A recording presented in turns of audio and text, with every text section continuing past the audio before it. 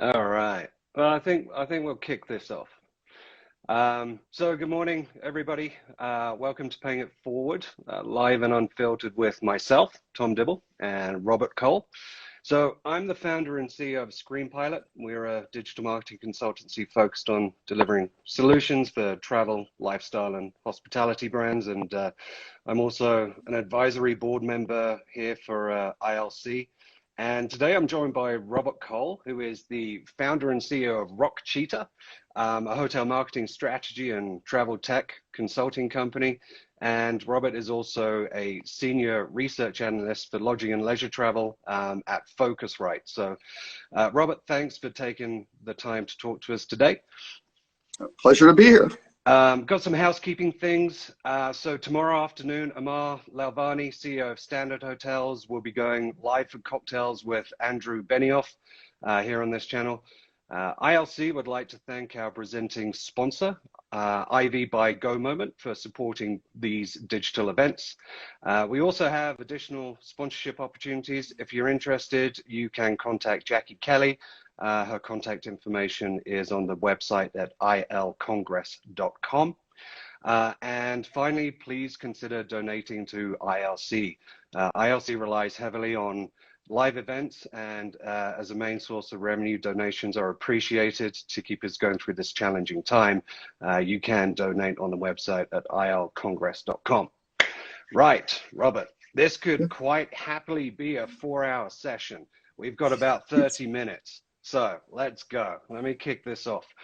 So the number of confirmed cases since the outbreak has just tipped overnight over 5 million. True number of infections likely to be far higher, many unrecorded or undiagnosed, which will lift that number.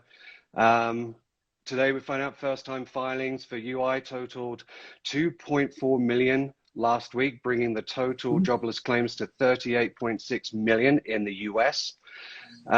Since the start of May, some good stories. Since the start of May, passenger loads are on the rise. It might be small, but it's on the right trajectory. In our world, the cost of media has been at an all-time low, which is great news if you are taking advantage of it. OTAs never stop bidding in auctions while this pandemic has played out. They tempered spend, etc., but they never completely departed. From our own data at ScreenPilot, we've seen the cost of media absolutely slashed, in some cases by as much as a 95% reduction. Absolutely. We've seen unprecedented moves by heavyweights such as Google with, removal of minimum bids on meta search, for example. So just when you thought you couldn't compete, you actually could. But that tide is turning, and we're going to get to this. That tide is turning. Just wait. Yeah. Talk about hockey stick. That window of opportunity is closing fast. So more good news. So we've seen from our own primary data that of all visits to booking engines since March 25th, 25% of that activity took place in the last week alone. Stuff is starting to change. Longer shopping windows from a month ago that we were seeing are starting to shorten. So people are now starting to look closer in. We're seeing positive signals in intent-based behavior in advertising and web activity. Transactions starting to tick up in multiple regions in the US as local instruction is eased. Transient drive markets are in. I know this is going to be a topic of conversation, Robert. Transient drive markets are in. There's plenty of interest, but there's definitely a new paradigm in hotel marketing: cleanliness, hygiene, distancing. It's embedded in our psyche now. Brands have to provide consumers the confidence to book at their hotel.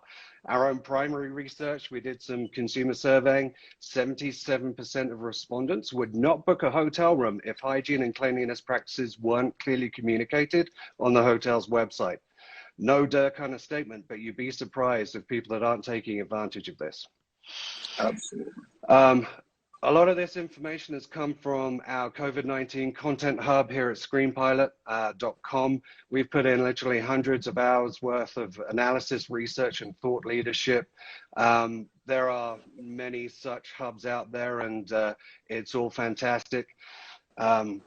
So, Robert, we've got the Hilton CEO telling the street that this is a 3 to 4 year recovery for him.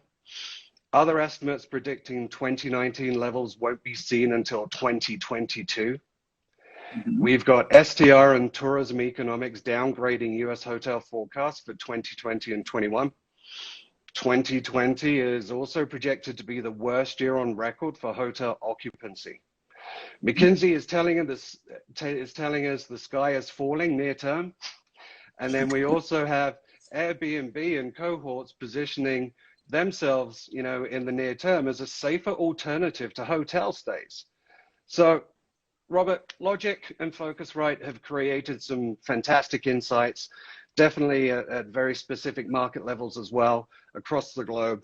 What do we know? What's your take on, say, London at this point? And then we'll come to the US with the markets that have been researched there. Sure. Yeah, a little background. What we've done, the data scientists at Logic and Phocuswright have teamed up. Fortunately, I don't have to do a lot of the data science. I just got to do a lot of the analysis interpretation, which is great. But what we've looked at is trying to get a forward-looking glance at where are things going. And one of the things when you're looking at these forecasts in very uncertain times, right? I mean, no one really knows where this coronavirus is going and what will be happening. If they tell you they know, they're lying to you. So what we're doing is really kind of showing people a little bit of how the sausage is made, because we aren't necessarily trying to find the answers. We're trying to figure out right now through modeling, what are the right questions to ask?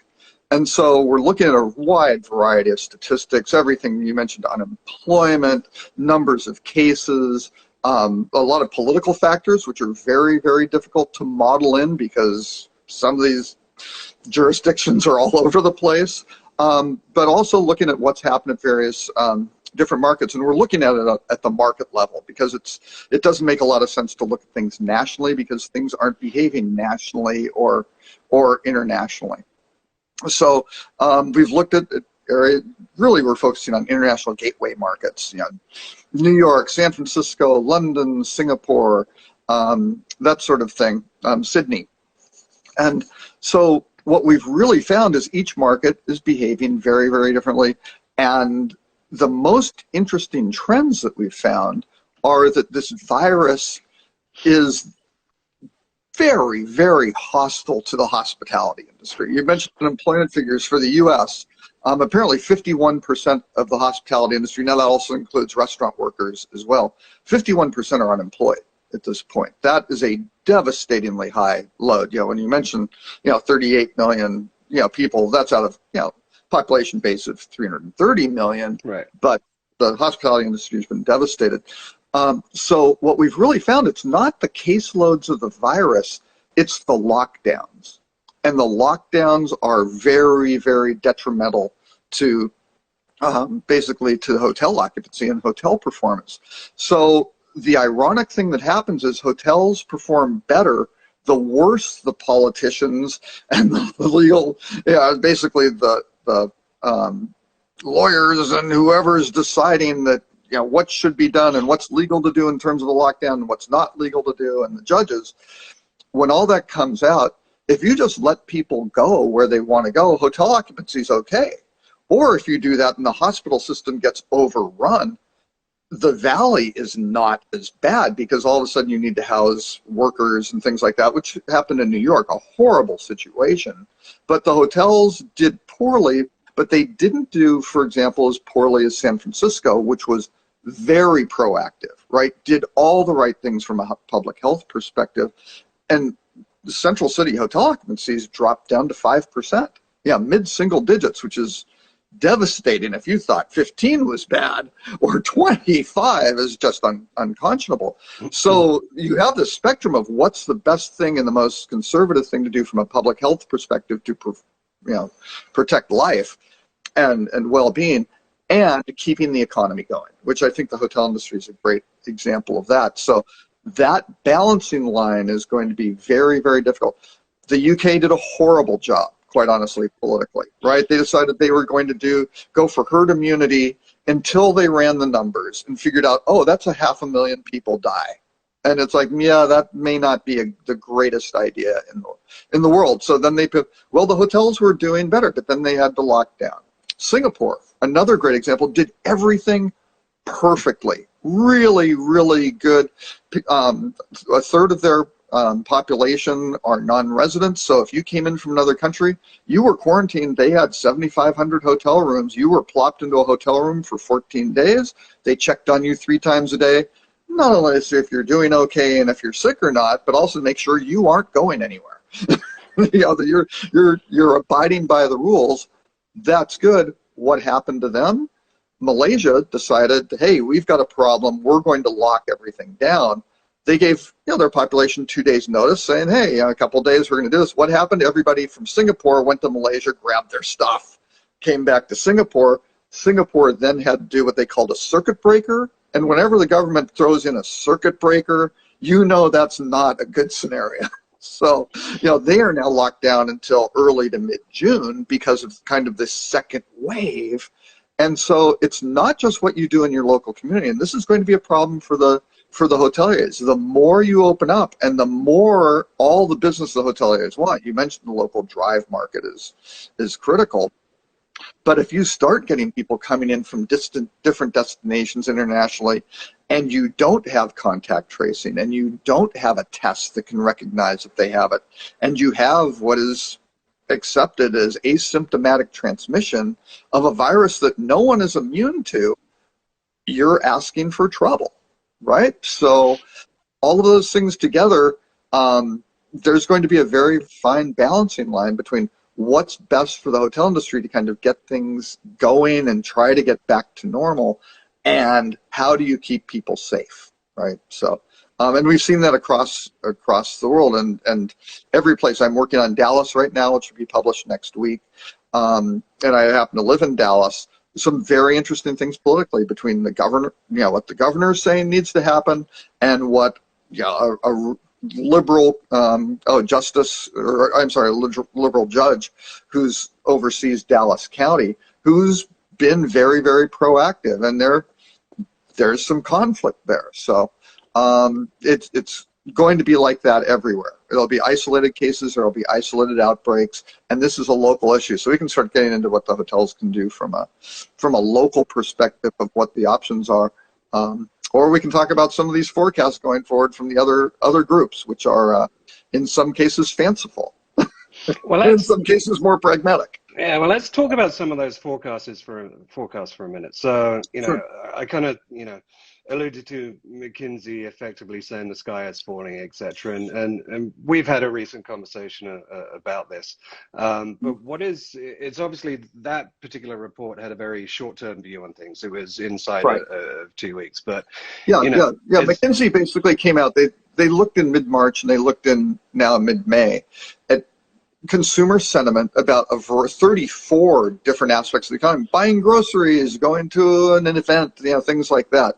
The scary thing for the hotel industry was hotels came in dead last of a minus 68-point sentiment, which means 73% said we are going to do less. We are planning on spending less on hotel and resort stays than we normally would, versus only 5%, which was the lowest.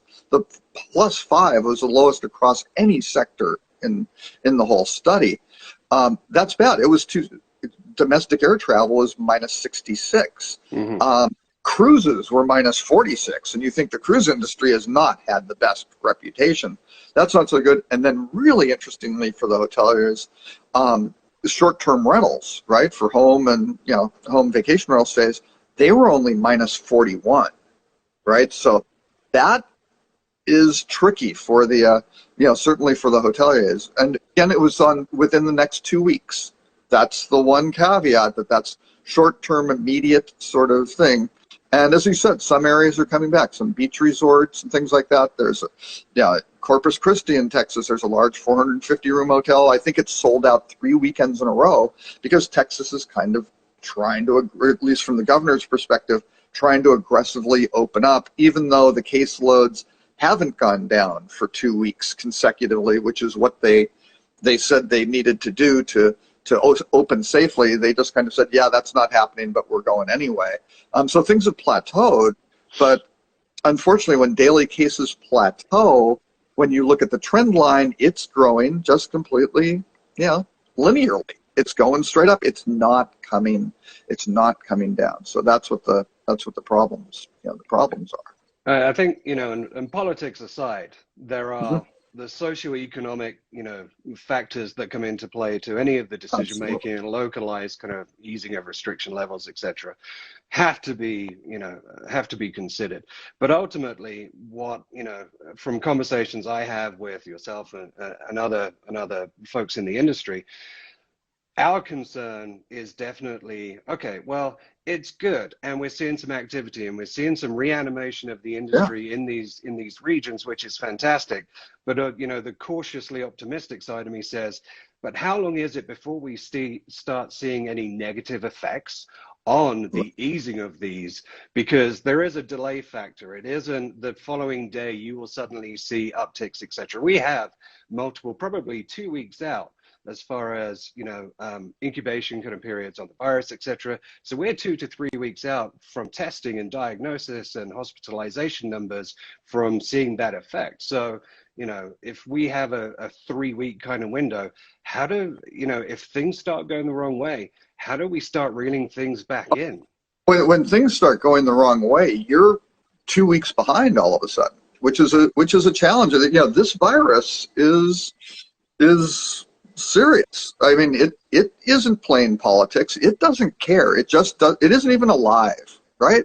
It just does what it does, and it's pretty efficient at it, Mm-hmm. right? So you've got this thing that's kind of unseen, and it's tricky. So I think the main thing is, again, they say the testing and the contact tracing is critical, not just to kind of see who's had it and what's going on, and just for statistical analysis on just raw counts to give people some confidence, but particularly the contact tracing. All of a sudden that starts showing, hey, what are the scenarios that cause people to get this? And the very, very early responses on that are basically people indoors, predominantly adults, indoors in relatively close proximity with kind of like a closed air circulation, right? So if you're in a busy, so all of a sudden you start going, oh, air, not so good maybe, right? And bars and restaurants, things like that, when you're just, you've got a lot of people indoors close to each other, right? So that's very tricky. So I think for the hoteliers, the most important thing is, what can you do to protect your staff and your guests? Because certainly if your staff gets sick, they can make a lot of other people sick. And it's not just horrible for the staff themselves and how that impacts their families, but they can certainly impact a large number of people. So I think the programming of the hoteliers needs to be, again, there's been a lot on cleanliness, and that's true, but I think a lot of this is not just we're going to clean the rooms and cram people through and let's go, everything else is the same, just we're using better cleaning products or more of them or something. It's got to be, how do you keep people kind of away from each other? You start having pathing through your hotel, and I mean, I'm sure there will be hotels with little red pieces of tape down the center of the lobby with green arrows going one direction and do not enter on the other, and a sentry standing by the elevators saying, no, I'm sorry, you two are together, you can go in, but no, wait for the next one.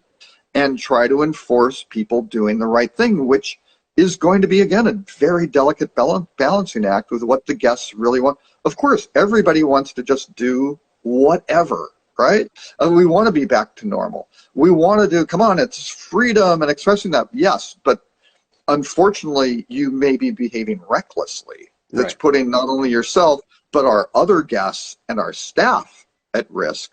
And you have to be relatively firm, just go, we're the wrong place to do that, right? And it's not because we don't like you. It's not because we're trying to inhibit your freedoms, but this is a bad situation. We're just trying to prevent, unintended consequences. Right. And It's a safety issue, right?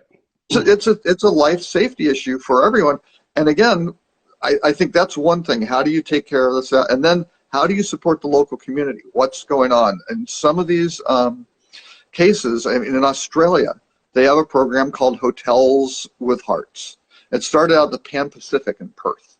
And they start out with only 23 homeless people who are absolutely the most vulnerable in the population. And there's been discussion of this. There are activists in Los Angeles doing the same thing, going, how do we help the homeless? Because you don't want a raging coronavirus pandemic going through your homeless population, which will then spread to the rest of the community. It's a horrible, horrible idea for everyone. Because again, people aren't just isolated. They're going, wherever they go. That's now there are 2,000 people in New South Wales who are now in hotels. Well, that's providing some hotel occupancy.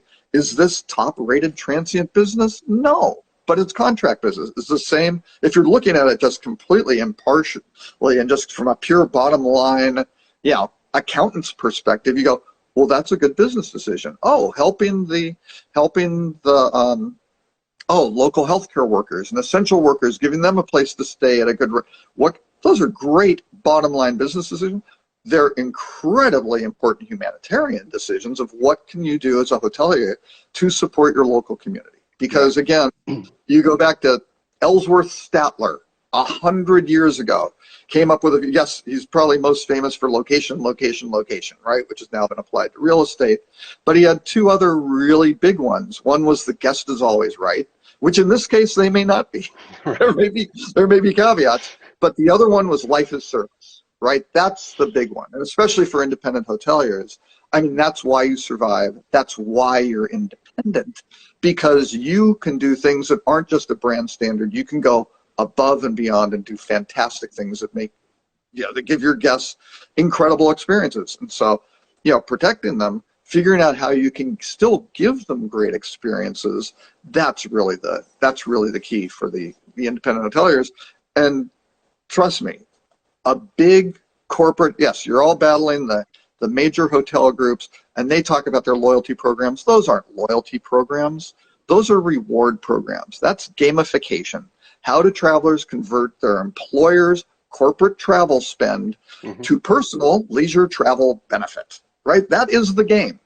So as an independent hotelier, you aren't necessarily playing that, but you're playing with true loyalty. If you're really helping people in the local community, figuring out what you can do to make things better, and engaging your employees in that as well, that's what will generate true loyalty and that emotional connection of your guests and the local community to what you're doing.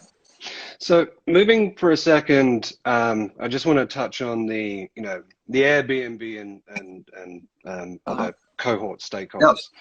Yes. I think, if they're obviously looking at a potential as a private rental as being a safer environment, right? And they can put things into play that you could create that additional consumer confidence that potentially they could use this as an opportunity to steal some market share from the hotel. Absolutely. Industry, right? Yep. And I think I've heard of some stories about people taking that option and looking for those over a hotel stay. But what is your kind of opinion on that perspective? Well, I have extensive research of a sample size of one, my daughter. My daughter, quite honestly, she's 29 years old. She's recently married. She is an Airbnb kind of first person, unfortunately. She's been brought up traveling into hotels, loves hotels, that sort of thing. But she likes Airbnbs. That's fine. Coming to Dallas, they're bringing their dog. They need a dog-friendly place. They actually have a hotel in Dallas, independent hotel that they love. They wanted to stay at. It's closed, right? They wanted to stay. They're Airbnb first people. They wanted to stay in this hotel that they really liked, but they can't. So what are they doing? They went and looked at Airbnb and they scrutinized the listings. Anyone that didn't mention COVID or cleaning or anything like that, off of the list. But they're staying at one which is dog friendly. They talk about dog. They talk about what they're doing with their cleaning, and they've given her assurance, and that they aren't allowing people to stay like overnight. There are gaps and things like that between the room, between people staying. Just here are the precautions we're taking, right? They're being very transparent with it. That's what you want, right? And so that gave her the reassurance. If the hotels do the same thing, they should be able to fight that battle very efficiently, because let me tell you, with all the different Airbnbs out there, there are going to be a lot of hosts who are cutting corners and not necessarily doing the right things, right? Which would be horrible and very probably put you at greater risk than staying in a hotel. Hotels, the bad rap, you see the exposés on TV, oh, look at the filthy remote control.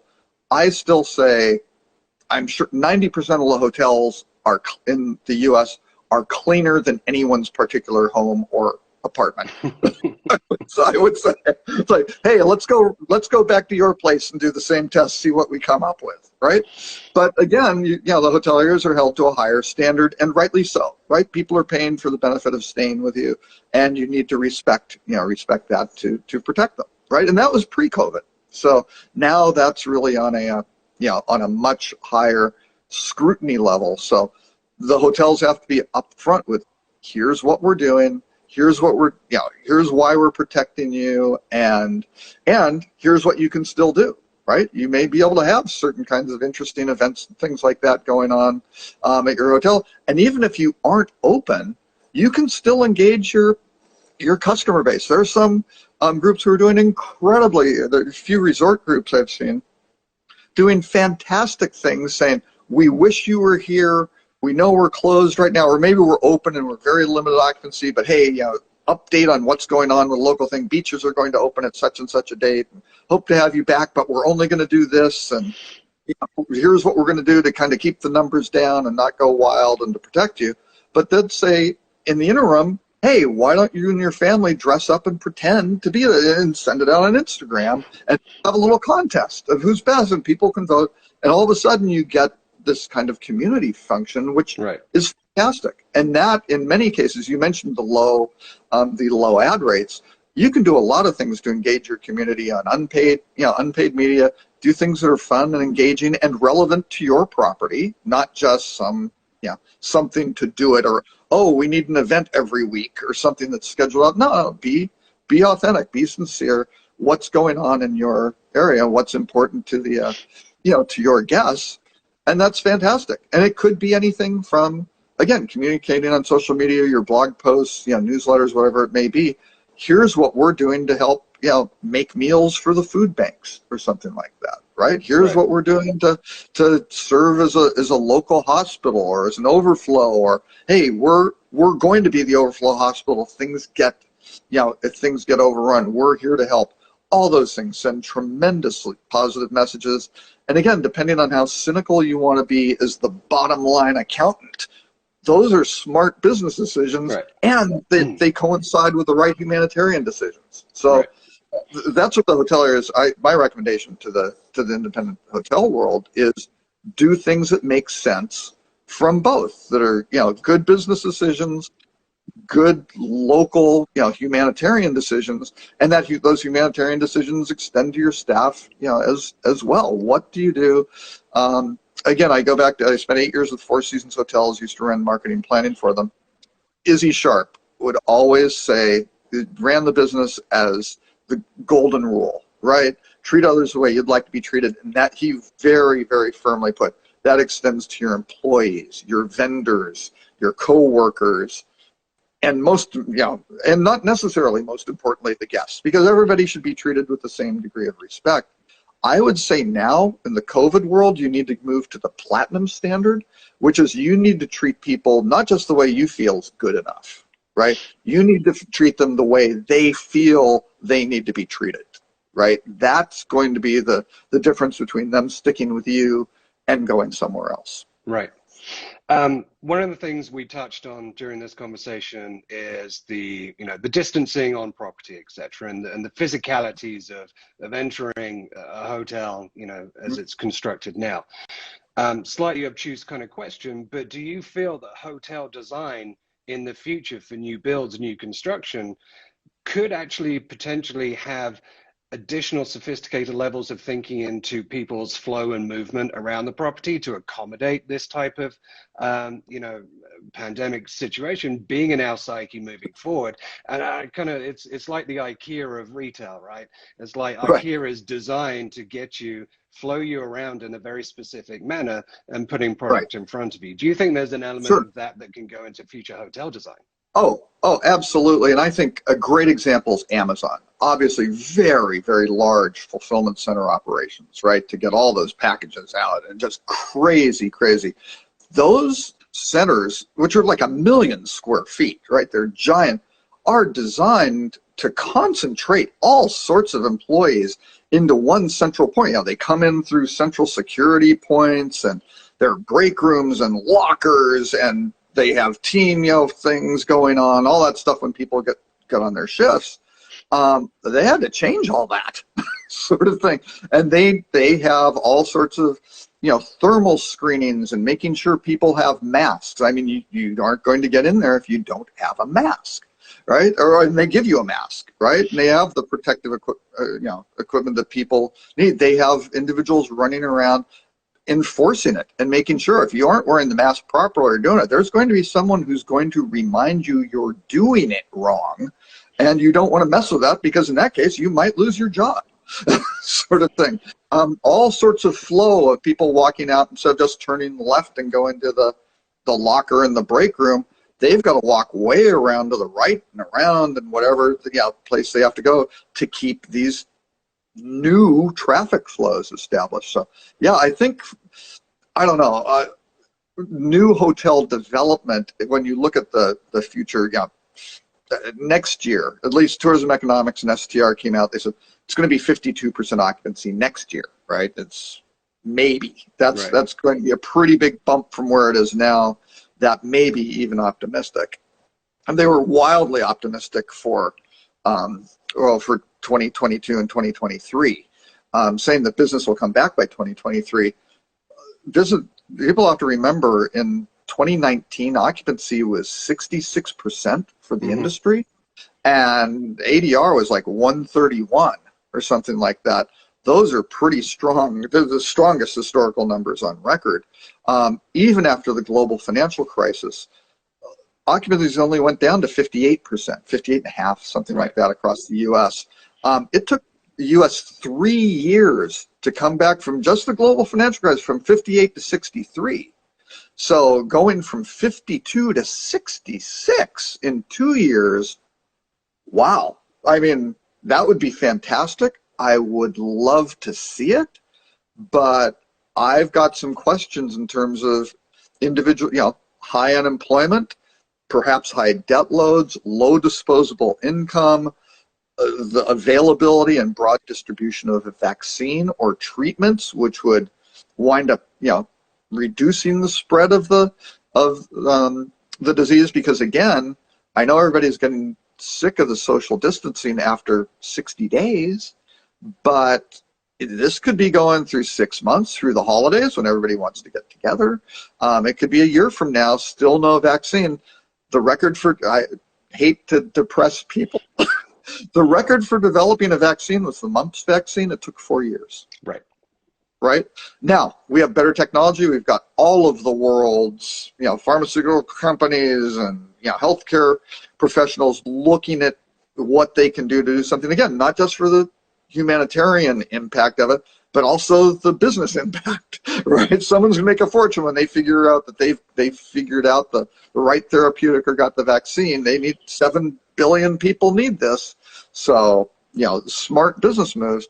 So that's good. And we have advanced technology and lots of things. So that should be room for optimism. But, but again, there's never been a cure for, I believe there has been a vaccine for cows with coronavirus, but it's a different sort of thing. So it's been done, but hey, it's not our species. Right. So, bit of a problem, bit of a bridge. Certain obstacles. Certain obstacles. But again, this can continue on, and the worst thing that can happen, I really think, is if, and people are calling it the dance, how do you reopen and then reclose? People are not going to like going back. They'll remember, I did not like that lockdown. What do we do to avoid that? But again, the lockdowns that happened, they flattened the curves. New York was really the only one that really got overrun because, yes, incredible density of humanity in that city. Relatively early in the cycle, lots of international gateways. They've traced the disease coming from Europe almost even more than from Asia. All of those factors, yes, they got walloped. And everyone else kind of figured this out and went, whoa, we don't want that here. Well, that can happen again almost there. You see what's happening in the meatpacking industries here in the US, where all of a sudden hundreds of employees are winding up getting that's horrible. And there's small rural communities that are being ravaged by this in industries, which could affect the food supply, right?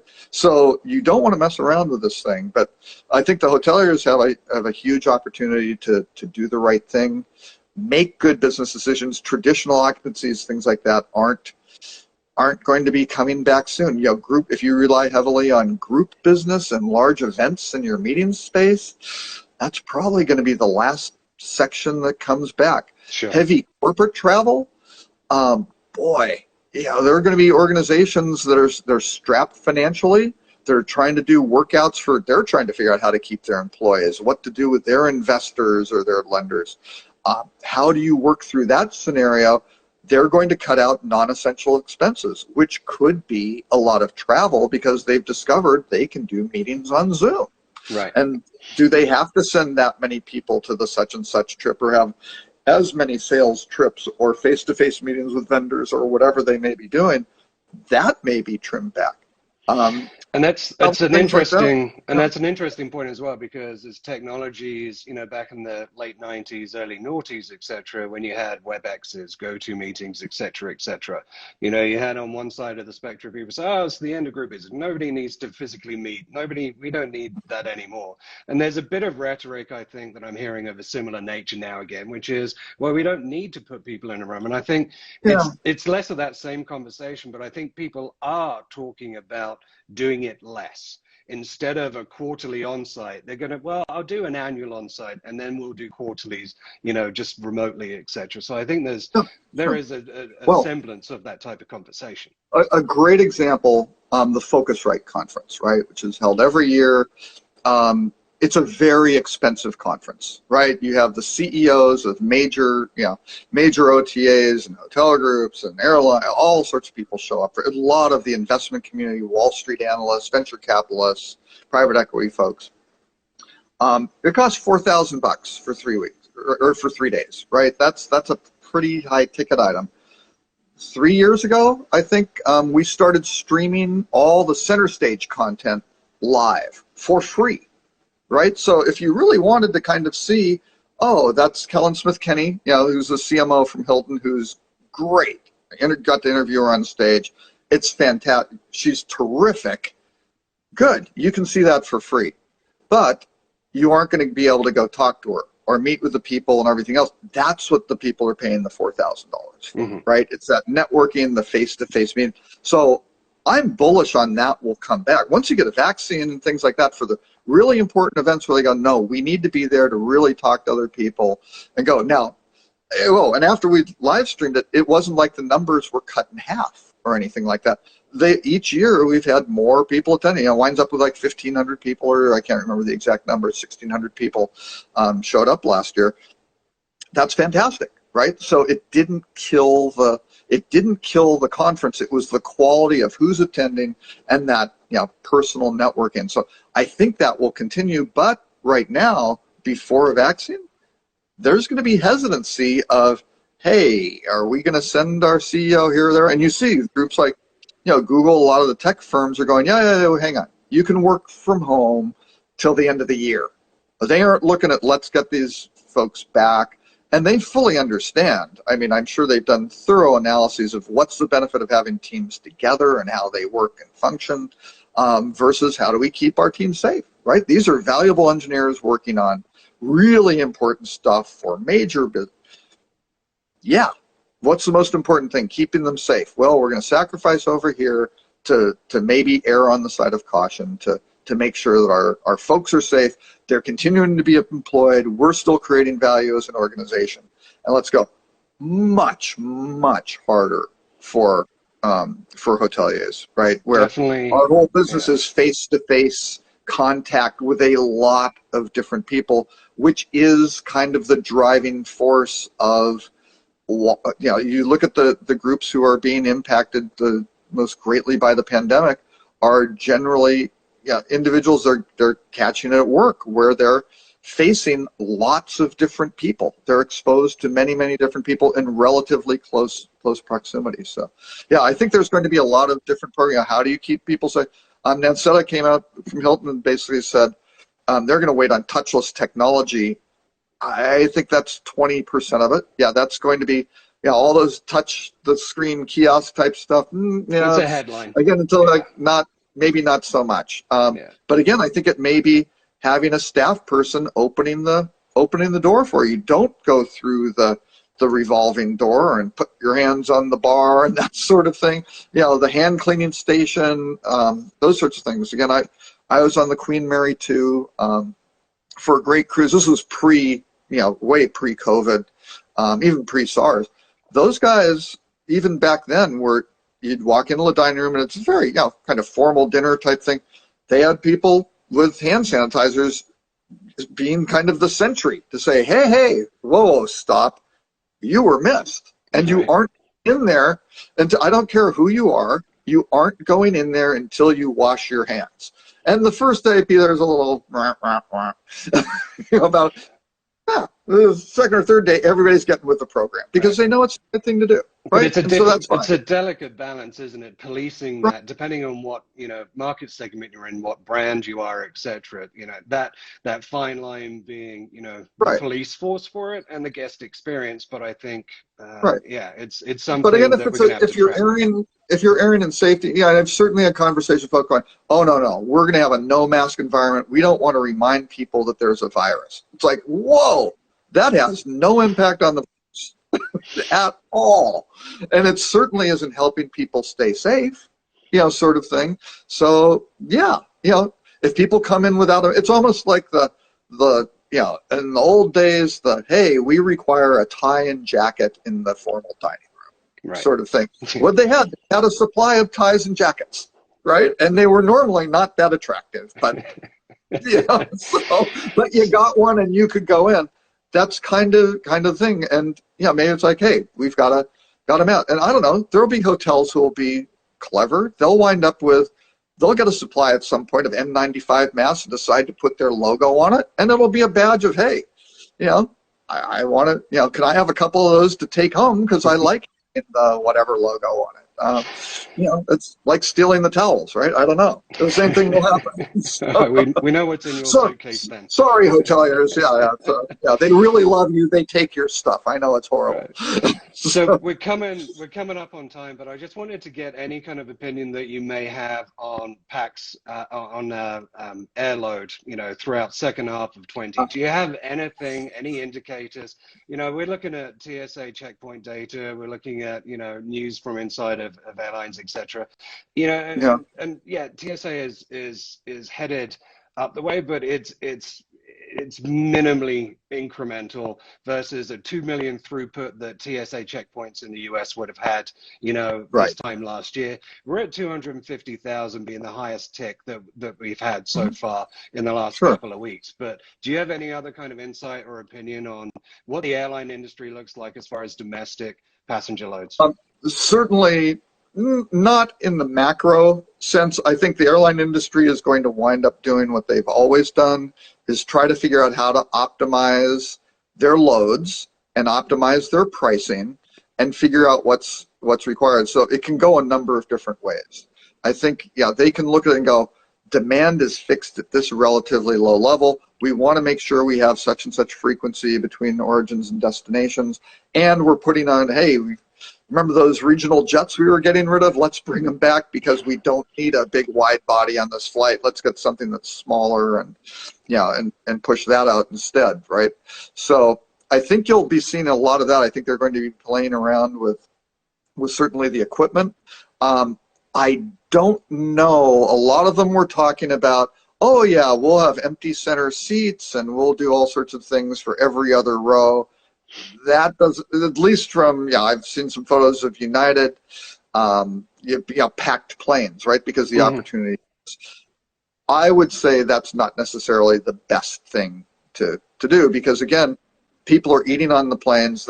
Americans requiring masks, which is fine and everything, but people take them off to go eat, and you are shoulder to shoulder with people, right?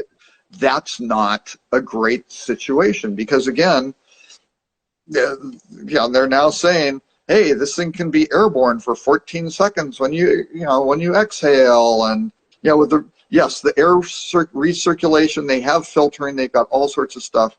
But the problem is it's kind of just blowing around. It's not everything you exhale goes down the tube and gets filtered and then gets out. It's just, kind of the petri dish. Same as the cruise lines, right? The buffets are kind of probably the problem area. And cruise ships are designed to concentrate everybody, and let's get them all in the theater to have a great time. Let's get them all in the bars together to have a great time, and on the dance floors and by the pool. And it's like, oh, now that's different. How do we keep them separated? So yeah, we'll see how the airlines go with that. But everyone's anticipating airfares will be increasing. Mm-hmm. We'll see. They'll be playing around with that. It's going to be, what's the head-to-head, origin destination and people looking for the cheapest prices versus, who's doing the best things. That's always been a challenge within the airline industry, right? Strip it down, treat them like cattle, cram them in together to save, $30 a leg versus, hey, I can spread out and be a little bit more comfortable and whatever. I don't know. Airlines could be looking at this as, certainly some were. I think Frontier came out and said, we'll let you buy the center seat, right? And it's like, oh, I don't know about that. You're now trying to profiteer to help people be responsible for their safety. I don't know, right? Yeah. So yeah, I think they're going to be all over the place. Okay. I would look to Southwest of what they're doing. Southwest seems to very traditionally buck the trend, right? They didn't go to bag fees. They didn't go to cancellation fees and things like that. They throw the money into an account, let you reuse it. You don't get the money back. You don't get refunded, but you can use it for up to a year on a new ticket, things like that. They'll probably, and again, they can't reduce their fleet, right? They're out there. They got all those 737s. They're probably looking at going, hey, we didn't get the 737-800s. What a stroke of luck. Not necessarily for Boeing, but having a whole bunch of new plane inventory. Sat on the ground doing nothing, right? Yeah, exactly. So I think in that case, I would probably look to them for making kind of the leading, because again, they don't have assigned seats. They could go do things like put tape across center seats and things like that. Same thing you see like in public restrooms, things like that. You'll have certain, stalls or sinks X'd off. Sometimes putting plexiglass between the sinks. There are all sorts of things you could do to help social distance people. Mm-hmm. I don't think plexiglass between the seats or little cones over people, but they could do certain things. If they could run a plane and say every other row is blocked off and middle seats, that drives airfares up, right? But that also may drive up airfares. But again, if people feel safer and you're doing that, that's going to be very interesting for analysis. And I'm sure the airlines are all over that, scratching their heads and trying to figure out what's the best path forward. So we're pretty much at time, but I wanted to give you, if you could headline this conversation, what is a headline that you would give the audience as far as, from a hospitality perspective, what the back half of this year looks like? What is Robert's headline? We're screwed? No. That was a joke. That was a joke. It's going to be very, very challenging. And it's going to be very much a market-to-market type difference. It's going to depend, and I hate to be political on this, it's going to depend very, very much on kind of the collective reactions of politicians at the national, state, and local level, and how those groups are cooperating or fighting, right? Because it should be a situation where everybody's kind of on the same page and going, okay, we've got to do this. Because, again, if you really wanted to eradicate the virus, you get everybody indoors for a couple weeks, isolated, right, in their homes, not going out, right? And if you can do that, the virus dies off, right? Because, again, this virus isn't alive. The only way it replicates is within a host, which in this case are people. So if you don't get exposed to it, that's how you kind of eradicate. Well, with 7 billion people, that's hard to do, right? Yeah. And then even if you do it well in the U.S., you might be great with it. Let's say everybody in the US, 330 million people do the right thing. The second you open things up to another country who wasn't doing, one individual who wasn't doing it, who's running around. So yeah, they have the super spreader events. I did an analysis of Boston for Phocuswright. There's a great example. There's one conference very, very early on, and someone went home. They caught it at the conference. They went home, and I think they infected like 40 people at a birthday party or something like that. And, you know, friends and relatives, loved ones, they didn't want to infect. They had no idea, right? And just nobody knew. They knew that kind of things where people were getting sick at the conference. Could this be it? I don't know. And, you know, just went and did it. That's the problem, right? These things can spike up, and if people aren't doing the right thing, that's bad. And again, you'll see lots of folks together, and they're all, you know, the bars in Wisconsin all open, and people are hanging out. They may have no issues from that because they were lucky enough that someone didn't have it, or that people were having very, very mild symptoms. And again, without the testing and the contact tracing, you just don't. You don't know if people are lucky. They weren't exposed. They were exposed, and they just never really had any symptoms. Maybe they're a little tired or something, but they just thought they were stressed out, and that's fine, right? So buckle up. All that stuff is, and I think we're probably in it for a year of uncertainty until you really get a good solid vaccine that's tested properly. Because again, you don't want to give a vaccine where you go, oh, side effects, you know, we rush this through the process. Side effects, we give it to 7 billion people and go, oh, had no idea it caused whatever, you know, down the road. So, you know, that's why all these, you know, there's a long cycle on making these things and making sure they're safe. Okay. So, well, yeah, the balancing line it's going to be delicate, and every one of the independent hoteliers in their local market is going to be having to run their own, you know, their own balancing act, unfortunately. Robert, at the start of this, I said, you know, this could easily be a 4-hour session, and it absolutely could. Would love to continue this, but we're at time, unfortunately, for this session. But I know that we will see each other on in other forums as well, so we can continue it there. But thank you very much. And everyone's depressed now. Everyone's depressed now anyway, and they really need to leave. But just to close, the industry will come back. Absolutely. I'm convinced people will want to travel and experience other places and do all the things, and even, you know, probably be more interested. But it's like Maslow's needs hierarchy, right? At the bottom is like personal safety, and if you aren't providing personal safety, you aren't going to get them anywhere up to doing really interesting self-actualization type things. You got to take care of the basics. It's amazing how many industries and verticals Maslow's hierarchy of needs actually spreads across. It's yeah. It's every part of life, every personal relationship. Right. Type. If people don't feel safe and secure and all and recognized and understood, yeah, those are rotten relationships because the basics aren't. I appreciate it. Just some final messages. Don't forget, tomorrow afternoon, Amar Lalvani, CEO of Standard Hotels, will be going live for Cocktails with Andrew Benioff. Thanks to our presenting sponsors, Ivy by Go Moment, RCCB Law, and Hanley Communications. If you're interested in sponsoring or donating, please visit ilcongress.com. Thanks for tuning in. Hope you found it useful. Check out Phocuswright.com, RockCheetah.com, ScreenPilot.com, and ilcongress.com for more information. Robert, again, thank you. And for the audience, you know, most importantly, keep yourself and others around you safe. Robert, thank you very much. Thanks very much, Sean.